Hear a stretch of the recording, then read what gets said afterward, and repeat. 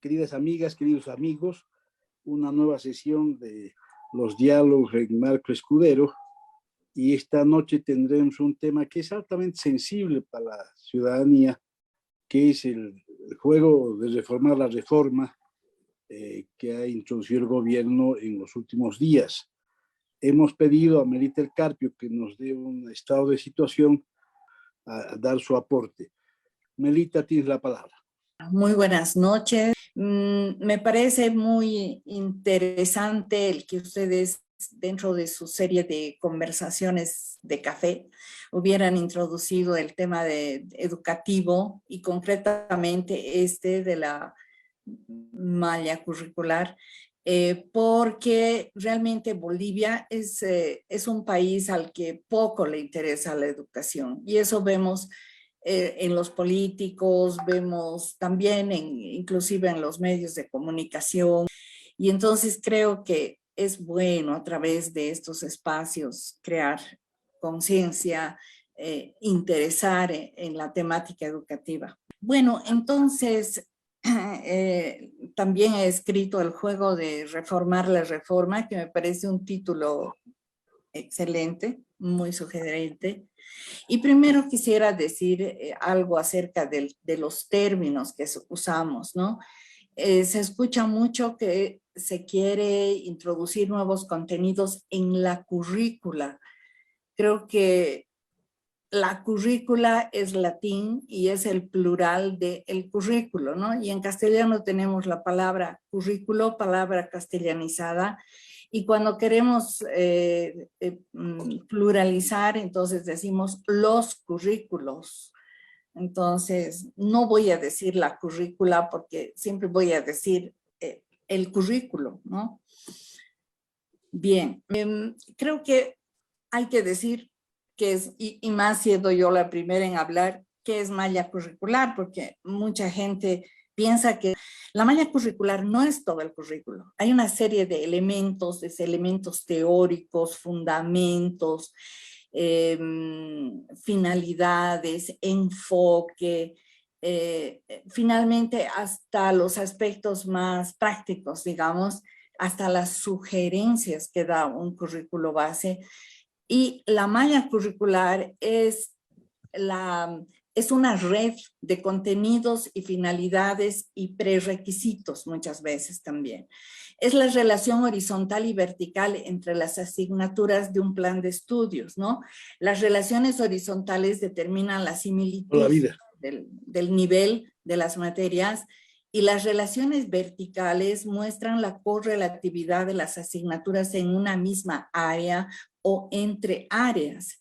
Entonces, una red que tiene la característica es justamente esta de correlación, hay relación entre elementos. No es un saco donde se coloca un montón de elementos sin relación. Esa es la característica de una malla curricular. Bueno, frente a la nueva anunciado el ministerio, y además ha puesto en su portal que se ha actualizado la malla curricular, o sea, la parte de contenidos, finalidades, esta red, ¿no? Para cada nivel, y que se ha actualizado.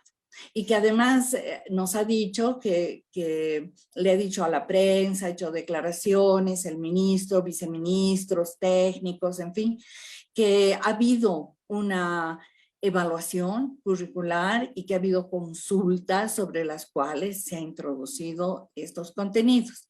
Entonces, las reacciones, bueno, del magisterio son que es una malla improvisada, que es una malla antidocente, que no existe la preparación docente para llevarla adelante, que no existen los recursos para implementarla, que no se hizo consultas ni evaluación de la malla anterior, ¿no? Y eso a quienes tenía que consultar, principalmente a los que la llevan adelante, pues justamente maestros, inclusive estudiantes debieron haber sido consultados, y también padres de familia y comunidad dado el enfoque del currículo, ¿no? Entonces dice el magisterio que esta es una malla demagógica. Bueno, y entonces Mafalda, pues el chiste de Mafalda nos ayuda a, parece, ¿no? El diálogo la discusión, cuando dice, ustedes dos tienen nuestra educación planificada o la van improvisando, ¿no? Y entonces, claro, ahí estamos en medio, nosotros como Mafalda y Guille, en medio de los que sobre todo están en esta discusión, ¿no? Bueno, la famosa malla, los nuevos contenidos son estos, ustedes los pueden ver, no son tan pocos como han publicado, porque en la prensa solamente hay una lista de los más atractivos, impactantes y simpáticos de estos contenidos, ¿no? Pero son estos en realidad los que aparecen y claro, ahí tenemos unas cuestiones como, por ejemplo, primero de primaria, introducción de lengua originaria y extranjera, actividades económicas en comunidad, ajedrez, juegos rítmicos, lectura musical no convencional, nociones de estadística, origami y teoría básica de robótica, por ejemplo. Y así podemos ir viendo para cada uno de los cursos, ¿no? Esto está en el portal, que bien, tenemos acceso todos a estos contenidos y los vamos encontrando no sueltos, no así, no concentrados como los nuevos, sino los encontramos distribuidos en la planificación de las mallas curriculares de cada nivel y de cada uno de los cursos. Entonces, ahí tenemos, por ejemplo, los contenidos de secundaria, ¿no? Sexualidad humana integral, cuidado de los suelos, ajedrez y sudoku, ofimática y construcción de máquinas simples, taller de electricidad, lectura de libros y obras, uso responsable de redes sociales, profundidad en lengua originaria y extranjera, astronomía, características de la música originaria, tipos de violencia e inteligencias múltiples. Ahora, el ministerio nos dice que estos contenidos en realidad los han puesto para actualizar, para modernizar, para hacer más significativo el currículo. Y además dice que, decía el ministro Edgar Pari, y también le escuché al señor Carrión, que habían hecho una revisión de las mallas curriculares y habían encontrado repeticiones, muy absurdas repeticiones, y además cantidad de contenidos, dicen ellos, que sobre todo Carrión dice que había tanto contenido y que como el enfoque es sobre todo el de hacer que los estudiantes fortalezcan habilidades cognitivas y actitudes, entonces, por supuesto, tenían que borrar muchos contenidos anteriores, adecuarlos, evitar la repetición e incorporar estos, porque son pertinentes además a la época, ¿no?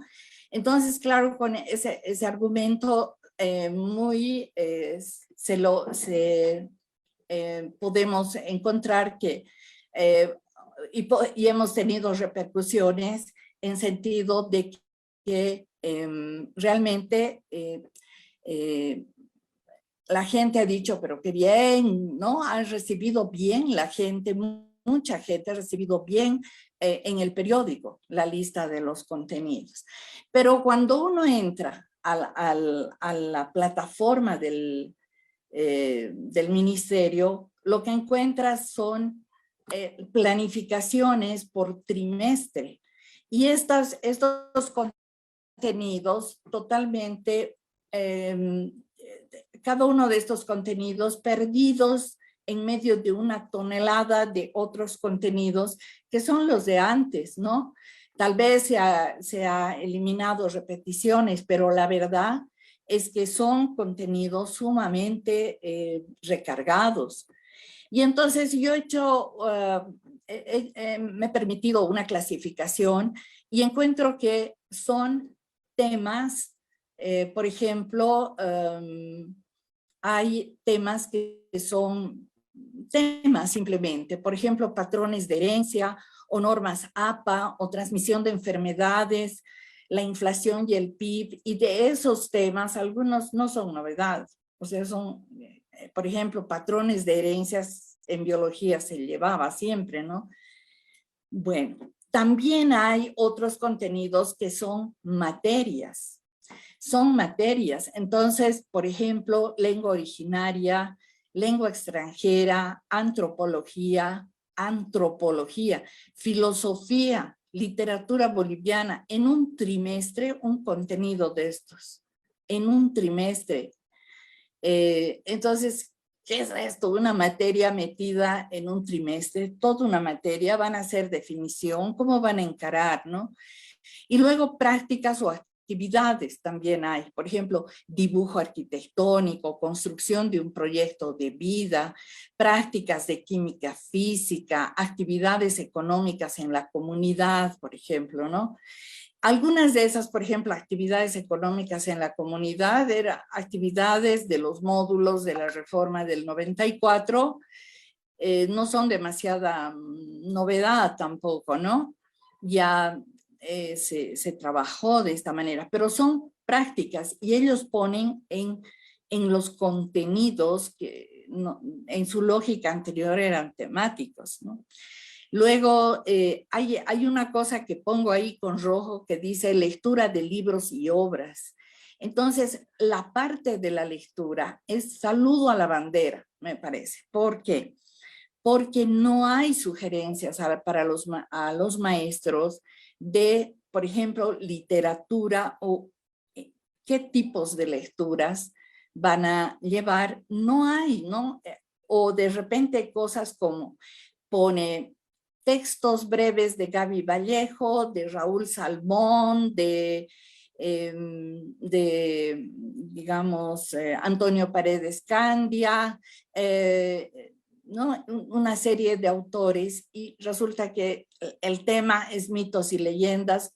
Gaby Vallejo, ¿qué mitos y leyendas ha recopilado? Antonio Díaz Villamil sí, pero otros escritores que están en la lista no.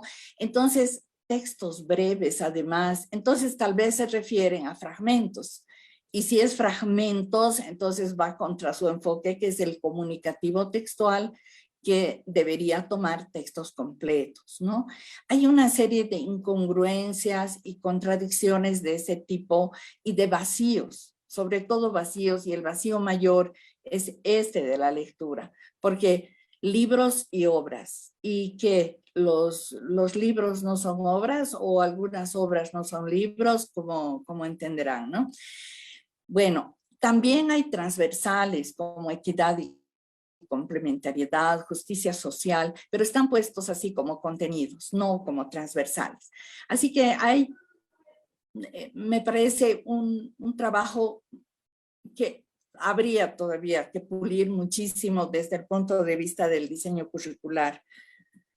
Bueno, ahora uno ve estos contenidos y dice, no son, muchos de ellos son pertinentes, son interesantes, son adecuados, son modernos al tiempo que estamos viviendo, todo eso, ¿no? Por ejemplo, ¿quién va a estar en contra de que se aprenda ajedrez? Es más, si pensamos en una importante tendencia actual de la educación, no solo ajedrez se debería llevar en el colegio, otros juegos. Si pensamos en la gamificación, que es toda una tendencia de juego, no solo de mesa, también online, por ejemplo, para aprovechar en la enseñanza y el aprendizaje toda la gamificación que existe hoy, ¿no? Luego, digamos, actividades económicas en la comunidad. ¿Quién va a estar en contra de que aprendan la lengua originaria, que dominen y que además aprendan una lengua extranjera? digamos, el inglés. Ojalá todos los chicos de todas las escuelas salieran en posesión de estas lenguas y no ocurre eso, queda totalmente ahí lírico lo de la lengua originaria. Nadie sabe, nadie sale del colegio hablando, ¿no? Y si hay chicos que hablan es porque el colegio les enseña todos los días una lengua extranjera y por eso hablan, y son colegios particulares, pero no pasa eso con la educación fiscal, con la gran mayoría de los estudiantes, ¿no? Bueno, entonces, frente a esos contenidos, uno no puede estar en contra, pero hay contenidos como por ejemplo educación sexual, derechos sexuales y reproductivos, despatriarcalización en la familia, que no es que no hay que dar, ¿no? No, porque la verdad es que están pasando cosas en el país y en el mundo que nos exige más bien tocar estos temas. Lo que pasa es que en Bolivia hay una ausencia total de educadores que puedan abordar esta temática, que además es delicada porque esto no es como, por ejemplo, el cuidado del medio ambiente. ¿Quién puede estar? En el cuidado del medio ambiente nos podemos poner fácilmente de acuerdo. En la educación sexual no, porque se juega la subjetividad del educador, porque no hay formación de criterios y porque hay dos posturas en contraposición hoy en nuestro país, pero también en América Latina y en otras partes que son, por un lado, este grupo que se llama a sí mismo el grupo que defiende los derechos sexuales y reproductivos. Y del otro lado está otra buena parte de la población que cuestiona a este grupo y le llama ideología de género, ¿no? Esa frase, ese término es un poco despectivo y es así como califica el grupo que está en contra. Entonces, de cara a la educación, me parece que ambas posturas debieran ser revisadas, analizadas, y cada institución debería tomarse el tiempo para decir cómo encaramos en nuestra institución, en nuestra escuela, la educación sexual. No puede ser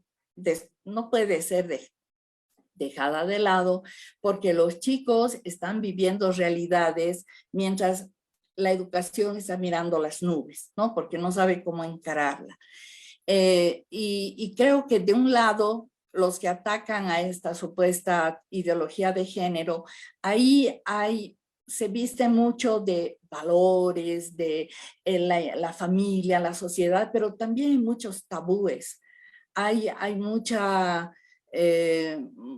mentalidad conservadora y hay mucha homofobia también, porque uno de los problemas es justamente la homosexualidad, el enfrentar, el encarar el tema de la homosexualidad, ¿no? Y de estas orientaciones sexuales que aterran a mucha gente.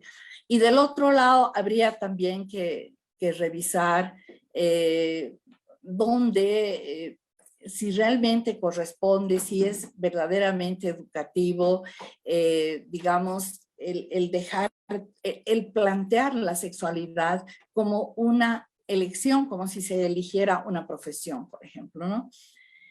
Bueno, algunas temáticas creo que tienen una secuencia bastante continua, como la robótica, pero otras son realmente contenidos sueltos, así puestos a secas, ¿no? Bueno, les decía, a ver, fíjense, por ejemplo, en esta diapositiva, este es primero de primaria y es un trimestre, tercer trimestre. Y en primero de primaria hay un contenido de los de la lista que dice gráfico de, aquí hay nociones de estadística, ¿no? Pero fíjense, en un solo trimestre del primero de primaria, toda la cantidad de contenidos, ¿no? Y es así, secundaria es mucho más. Entonces, pues me sirve la caricatura de Abercort cuando nos hace este dibujo, ¿no? Y entonces, claro, parece que es una cuestión muy linda que van a aprender ahora, sí van a aprender cosas lindas en el colegio, pero así como está planteada y al final aparece la malla como un saco de piedras, ¿no? Muy pesado para los chicos. Entonces, creo que aquí hace mucho el criterio de la institución y del docente, realmente, porque hay otro temor grande, ¿no? Que es, además explícito, porque se ha dicho que en último año, en el sexto de secundaria, se hablará de la interrupción de la democracia, ¿no? Y eso ya sabemos que es la historia del golpe frente al fraude. Y entonces aquí, ¿qué hacemos? ¿No? Ya los maestros más conscientes se ponen en crisis y dicen, esto es ideologizar o es adoctrinar y es convencer de una narrativa que quiere, con la que quiere además quedarse el gobierno. Y creo que aquí la salida es justamente lo que el ministro Edgar Pari, cuando le preguntaron sobre este tema, él dijo que no se enseña, no se va a enseñar eso, no se va a enseñar. Lo que se va a hacer es un enfoque crítico reflexivo. Entonces hay que tomarle la palabra, es enfoque crítico reflexivo, muy bien. Entonces nos ubicaremos el 2019 y trabajaremos investigando qué pasó esos días, analizaremos qué es democracia, que es uno de los temas también de estos contenidos, analizaremos también qué significa cuando, qué hay que hacer o qué significa cuando un gobernante que fue elegido democráticamente rompe con la institucionalidad, viola la institución y quiere hacer lo que quiere. ¿Qué debe hacer el pueblo? Podrían ser preguntas bien interesantes y motivo de investigación, porque el ministro ha dicho que no se enseña, sino que es un enfoque crítico reflexivo. Entonces, creo que ahí los maestros tenemos que tomarle la palabra y hacer un enfoque crítico reflexivo sin miedo y sin complejos. Bueno. Tendríamos que ir cerrando, por favor, Milita. Sí, nada más. Bueno, hasta ahí, quizá algo más puedo decir si tenemos unos minutos más, Juan Cristóbal, y es que si pensamos en los distintos enfoques curriculares, existe el enfoque por contenidos, objetivos y competencias, ¿no? Así en la teoría de los enfoques curriculares.